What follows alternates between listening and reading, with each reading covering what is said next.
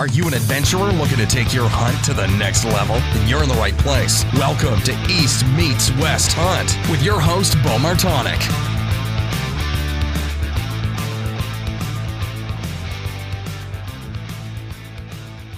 All right, welcome back to another episode of the East Meets West Hunt podcast, and this is day 11 for me, day 3 of the second leg of the trip here. I'm joined by Gabe and Logan once again, and at some point, Joey will jump back in. Guys, how's it going tonight? Ready for a s'more and go to bed. Awesome day. Crazy day. Yeah, we're all really exciting day. Yeah, really tired. I'm feeling a little under the weather, and we've had, I think it was, 16 hours we were out today. We left, 4:35 this morning, whatever it was. And had an action-packed filled day from beginning to end, I'd say. Awesome day. So, Gabe, Logan, once again, you guys' kind of experience in the country helped out a little bit, but took a trail down across the creek, went, your GPS at 3 miles from the camp? Yep. And across the creek there, went up, and just as you guys were kind of giving us a little bit of a class of what has happened before, it was to give kind of the audience an idea what's going on. There was aspens meeting dark timber going up kind of at an angle, and as soon as we got right up across the creek there and hit the first bench, we heard one. Did we call first? No, he chuckled. Yeah, he just chuckled, and game on from there, and made a couple power moves there. Joey and I jumped out front, and you guys stayed back calling, and I don't think it could have went any better besides the fact that, well, the bull is still out there. He's still breathing. Tell him about your encounter, Beau. Tell him what happened. Yeah, so Joey and I kind of split up on this bench. He went a little bit lower, I went higher, and with the thermals, the wind was coming down off the mountain, blowing down.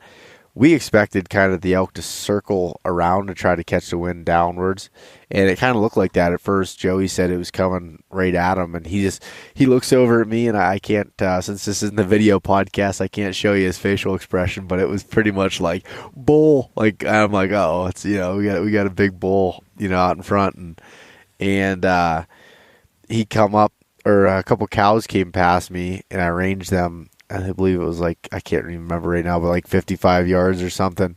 And I'm like, all right, I dial my pin to it. And I'm like, he's going to come right down that path. All of a sudden I look, and he's already on the other part of the hill, and he kind of did a wider loop.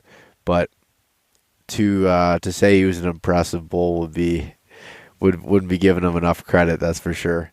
Did either of you guys get to see the bull at all? No, we were kind of over the ridge, but just heard him, but didn't actually see him. It was a cool experience because we were able to. Logan and I were kind of talking about it, and we were probably 60 yards behind you or so. Yeah. And we were just trying to match what he was doing, so he was chuckling, and then we gave it right back to him. And every time he was bugling, I was cutting him off and just bugling right back at him, and then started smashing a tree. And then we heard the cows coming through, so we figured it was about to happen. Yeah. But we could never just see over the roll to where you guys were. Yeah. What would you, Logan? Did you say you're like, I think he just shot? Well, no, I saw you. I thought for sure I saw you draw, and I got all pumped. I was like, Gabe, he drew. Yeah. I was all excited, but you were just taking your backpack off, and then you knelt down. Yeah. And so I quick threw my binos up, and I was like, oh, shoot, he didn't draw. But from what I heard, he was a really impressive bull. And what did he end up being, 80 yards, just out of range? Yeah, well, he came through around 70-ish, but he was I couldn't get a clear range at him. Then he was out around 82 yards is where I had him at, where I got the best view of him, and so he just close. stopped up there. But he was moving so much going through.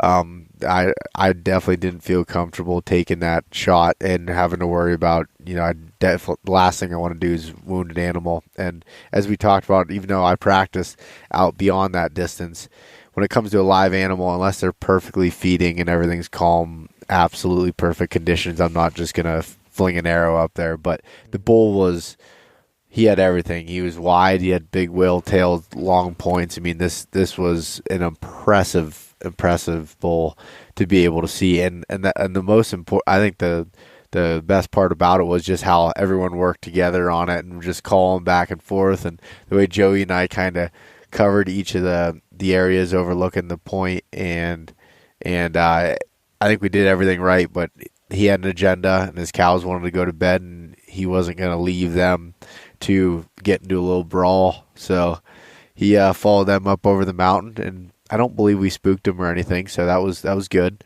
And as he goes up over, we had two other bulls screaming. Yeah, down on the bottom. Down on the bottom, and we kind of went back and forth, and you guys were like, yeah, maybe we should just sit here and wait. And I'm like, let's try to go a little bit further. And not sure if that was the right idea or not, because I pushed a little bit further and may have spooked him.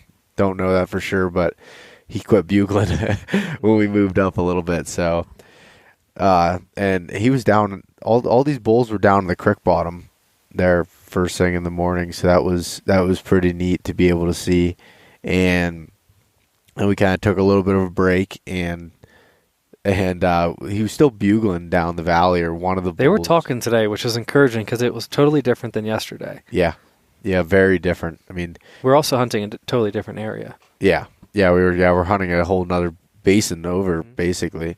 Joey and I were talking about how it's crazy how quickly things change. I mean, the aspens were changing, leaves were dropping, and within like a 2-day period, it's just going from green to yellow pretty quick. Yeah. It just seems like, it's finally turning on.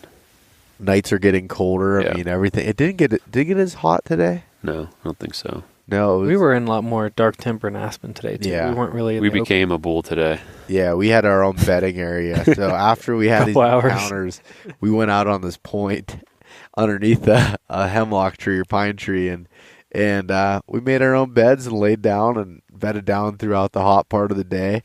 And the reason for that was we knew there was bulls on both sides of the mountain, basically. And since they weren't spooked, we're figuring they were going to come back down for water. Water's been the big ticket item on this trip so far. So we just bedded down, took a little bit of a nap, ate some food, and that was an entertaining part of the day, though. That's and for good sure. Conversation too. We did have some good conversations. What was your meal today, Logan? What'd you have good? Everything. Well, I had peanut butter jelly and sandwich. I had, I think, 6 Kit Kats. I had 3 Reese's. I had 2 Almond Joys. I had crackers. I had a tuna with relish and mayonnaise mixed. Tell us about your coffee. I had a granola bar, 2 granola bar s'mores. I had an apple. I had I had coffee grounds straight, which I would not recommend to anyone. We didn't have anything to make coffee, so I looked back and Logan's literally pouring one of the coffee grounds into his mouth and chewing on it. But let me tell you, if I would have saw a bull, I probably would have chased it down on foot and wrestled it at that moment. Because I had an absolute surge of caffeine. Yeah. Extremely aggressive in a short amount of time. Oh, yeah. Ready to rock and roll after that. Oh, that was my lunch today. Yeah. I didn't realize you had all that. I saw a few. Wait till you see tomorrow. Oh, jeez. I'm looking forward to it. That's what we were laughing about. It's like, so like all my meals are the same thing, like every day, packed out, counted down to calories. Logan's got something completely off the wall, different every single day, and it's hilarious. It's you got to shock the system. Yep. Let that blood sugar spike, No, that was cool, and taking the naps there, and just enjoying it. Yeah, we awesome did. Day. We just sat there and had some good conversations and waited and were patient with it. Which I think all of us wanted to make a move at some point, and just kind of stayed patient. I don't know how many times we went back and forth about getting up above the thermals and trying to chase him, but Logan and I from years past kind of learned the same thing. 3 years ago, he shot a bull down there with his bow, and just kind of being patient. We know they were there, wait for the thermals to change, and just adjust, and that's exactly what we did again. Yeah, we went right down on the bottom, and it was a worry of mine too. It was just the way the thermals after last night, and we had all those cows and that young bull come in, and they were just we couldn't get it right. But today, I'd say we got it right in the evening. What would you say? It was right. About as right as you can get without having a bull on the ground. What we did was there was 2 really heavy paths came off the hill out of the dark timber and a little meadow that went to the creek. So Joey and I sat there well, you guys are like, hey, we'll go across the creek and we'll do some calling, hopefully bringing them off your side and past you without anything. Well, you guys went on the other side of the creek, and as soon as you bugled, you got another bull fired up, which we think was one of the ones from the morning. Yeah. And so Joey and I kind of ran to the other side of the dark timber just to watch the hillside there from the aspens, not really with a play in mind unless he was going to cross the creek, but just more or less to watch. And I made a mistake of dropping my pack when I went over there and forgot my bugle tube, which you'll see why that could have helped here in a minute. But in a matter of probably, I don't know, a minute or two, you guys are going back and forth. Again, same thing. I don't know if it was you, Gabe, or you, Logan, that was doing the calling as far as the bugling, but just cutting off that bull and whatever he was doing the same. And all of a sudden, bang. I look over and Joey's like, there he is. He's like giving me the eyes movement, and he was through one opening and going over the other. Moving, and that was the problem. So we sat there on the edge of the creek, basically. We were able to watch it all through the binos. One of the coolest experiences I've ever seen.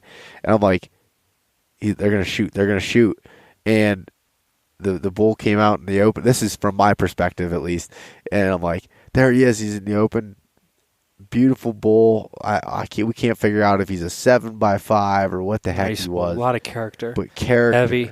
Big club on one side. He had kickers coming off the tines. I mean, cool bull. So how was the encounter, I guess, from your guys' perspective?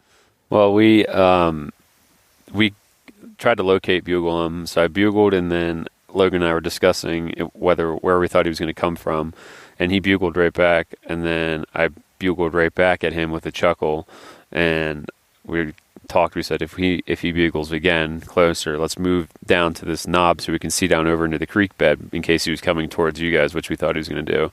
So we moved off of a elk trail 15 feet so we could see down over, and he bugled, and then I cut him off and bugled really hard, and cow called right after it. And next thing you know, I'm reaching down to put my release on my string on my D loop, and I look up and he's there. And it was within 2 seconds I heard, a couple footsteps just come pounding down the elk trail that we were just sitting on. And I looked up and he was there. And as soon as I looked up, he was coming and just locked up at probably 10, 15 yards. And he was just straight on, face on. And I went to draw, and then I just held off because there was some brush in the way. And I'm like, I'm not going to risk it. Even though he was that close, I was like, it's not worth it. So held off, and he kept bugling and kind of stomping his feet while he was there. He was ready for a fight, and I was hoping he would continue walking down the elk trail, that Logan would be able to get a shot straight on, and he kind of looped up around, and then from there, it was kind of in Logan's hands. I was able to grab my bugle again and do some chuckling and calling, and he was just fired up, but he didn't like something, so yeah. Oh, man, yeah. It was so close. And that's where it could have helped if I had my bugle tube to hopefully maybe try to pull him down closer to you guys, making him maybe think that the bull crossed the creek. Yeah. Or something along those lines.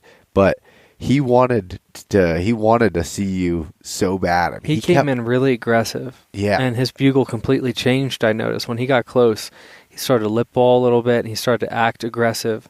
And he was definitely ready to fight. He was aggressive. And to paint a picture, this brush is probably neck height. And so there's little aspen trees and little pine trees, but then there's really heavy brush. And so I actually drew on him for probably a minute and a half. And he was looking, but his body was covered by just a small aspen tree and brush all around it. And it was one of those situations where if he would have stepped out, oh man, I'm not sure if I would have let it fly or not. It was just, there's just so much brush there, but yet he's right there. So it's one of those decisions where you can think about for years to come. So, but I ended up not letting one fly, and I'm glad I didn't. Yeah. No, that was, but like again, from Joey and I's perspective, from the passenger seat, almost like watching a movie over there. It was crazy to be able to see that bull would leave because he couldn't see you guys, and then you call him right back in. He'd come running back. He wanted to come so bad. But he's like, I don't see anything, and Then I noticed he started heading back into the aspens a little bit towards the way he came. And I'm like, I think I can make a move by getting down to the creek. And got down there, I put on my rangefinder and hit the one tree that he went in front of. I got 53 yards. And all of a sudden I look and he's coming. He's heading right towards that way. And I'm like, there's no way. Like, these guys are not going to believe that I'm getting, a shot at this. Well, in the meantime, apparently I blew out some mule deer out of the creek bottom. These guys saw him go running out.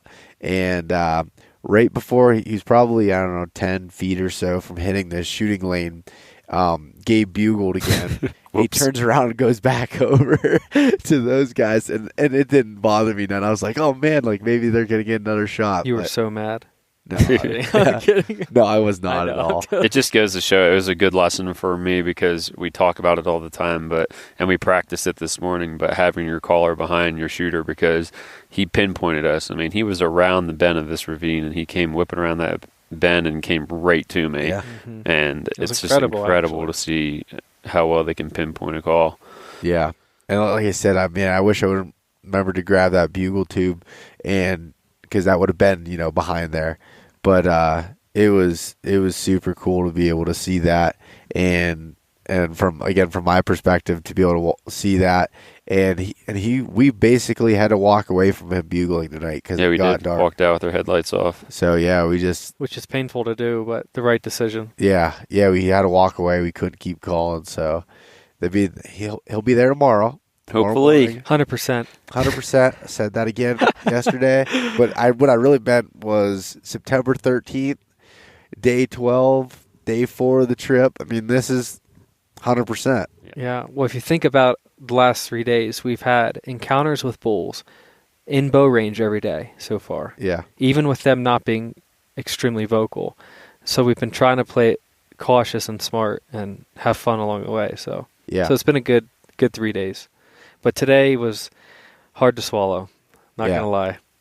Because honestly, we may have been at the point where we had two, I don't even want to talk about it, but two really nice elk should have potentially hit the ground today. Yep. We'll be back at it tomorrow. Yep. Bright and early. Took some ibuprofen, going to get some sleep, get this cold beat off, and go to bed. So... do you guys have anything else to add? Nope. Joey ended the quote tonight. I was walking out with my head down for a minute, and he's like, animals got to win sometimes. And he's like, that's what makes it good, and it's really true. So Yeah, I mean, it's. I could understand being from your guys' perspective. Again, me looking over and through the binos and seeing one of you at full draw and then the elk out there and not being able to pull the trigger because of brush and stuff, that's... You second guess yourself a lot, but at the end of the day, your instinct takes over, and you have to listen to it as well. Trust it. Yeah. So, anyways, awesome. Tomorrow's going to be the day, September 13th. Mark it on your calendars. 100%. 100%. The rut's about to go down, and some bulls are about to lose. All right. We'll talk to you guys tomorrow. Thank you. Thanks so much for listening to this episode of East Meets West Hunt with your host, Beau Martonik. For more great content and to stay up to date, visit eastmeetswesthunt.com, Facebook at East Meets West Outdoors, and Instagram at East Meets West Hunt. If you enjoyed today's episode, please review and subscribe, and we'll catch you next time.